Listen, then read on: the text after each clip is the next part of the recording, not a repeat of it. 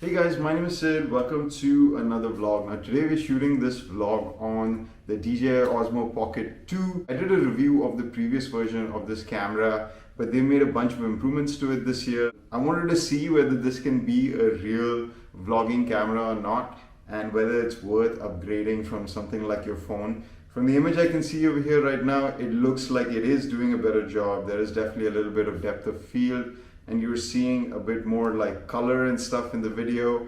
But I'll really kind of know once I'm done with this video and I export it to my computer. But so far so good. Now what is the DJI Osmo Pocket? Now this is a very unique product. I think DJI is the only one who makes it. It's basically a pocket-sized gimbal. Gimbals allow for amazing stabilization because they have 3 axes in which they can control the camera.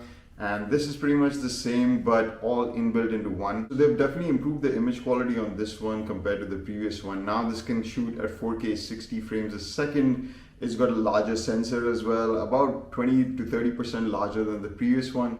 And also reduced the aperture of it, so it should do much better in low light.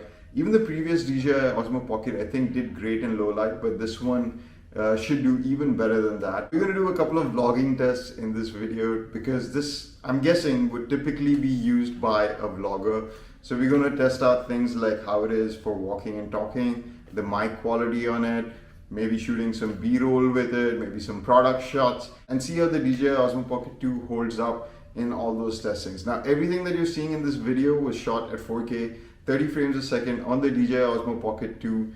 But there are some B-roll shots which I'm going to be putting in which are from other cameras. So whenever you see the camera itself, that's when the DJI Pocket 2 was not being used. Compact size of it is amazing. It's really easy to put it in your pocket. I guess that's why they call it the DJI Pocket. Case is really nice. In the box you get a bunch of accessories which includes the adapter for your phone. You can have a USB-C or an iPhone. Now one thing I didn't know is before I took this out for shooting is that you have to activate it. It'll give you like 3 or 4 chances to shoot without activation. Have to activate it with your phone, so you have to connect it before you take it out. So make sure you do that. One thing that I really like about this camera is that they've improved the field of view of it. Well, one of my major complaints with it was the field of view. So the previous one was 26 millimeters, which is a bit too tight for vlogging, but this one's coming in at 20 millimeters with a slightly better lens as well, faster aperture. So I think they've made a bunch of improvements to this thing, shooting at 4K 60 as well. So let's check out what this thing actually looks like, and I'm pretty happy with the field of view actually. This is a usable field of view. I would like to see it slightly wider as well. If it was 16 mm maybe, that would have been perfect. It's got a bunch of features in it which you would expect. It's got subject tracking, time-lapse modes, slow-mo up to 120 frames a second with 1080p, and the stabilization on it, honestly, I think it looks great. I still have to review all the footage on my computer, but so far, from what I can tell, it looks really good, super stable, and it's amazing what they can do with such a small gimbal on this thing. Now, usability wise also, it's really simple. You've got a touchscreen on top where you can see yourself as well. You can change all your settings over there, hit record, control the gimbal up and down. You have a bunch of different gimbal modes like follow mode, selfie mode, tilt lock mode. So it's got everything that you would expect from a typical gimbal. So what is the point of camera like this? Something like this is going to give you amazing image quality, like unquestionably better than any kind of smartphone. And the smartphones are really good run and gun because you always have them. But this is something that's probably going to replace something like this. This is a Canon G7X. Now this, from what I can tell, is giving you image quality better than this because this does 1080p. The new ones do 4K, but this does 4K 60 frames a second.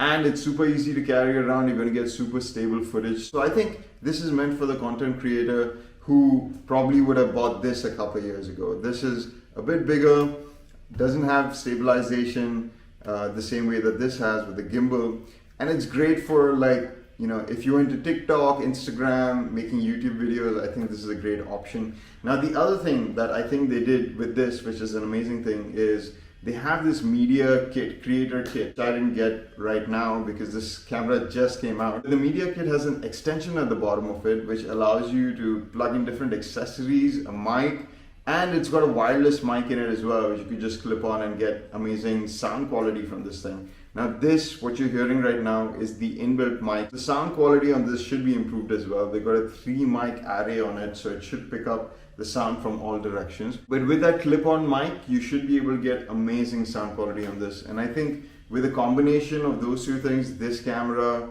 and the clip-on mic, I think it might be a great starting setup for any vlogger out there, because it gives you all those things combined into one like relatively cheap package. I think the camera with the kit costs around 2,000 or 2,200 dirhams, which I think is a really good price considering the quality you're getting out of this thing, plus the additional wireless microphone.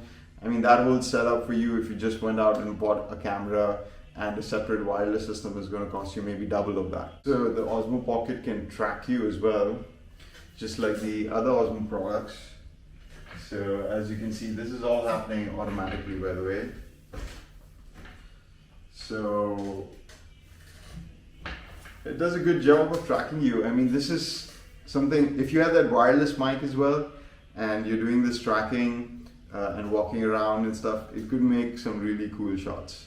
Alright guys, that's it for this video. If you like this video, hit that like button, leave me a comment, subscribe to watch more videos like this. Let me know what you guys thought of the DJI Osmo Pocket 2 in the comments below. What do you think of this image quality? Do you think it looks as good? And I will see you guys in the next one.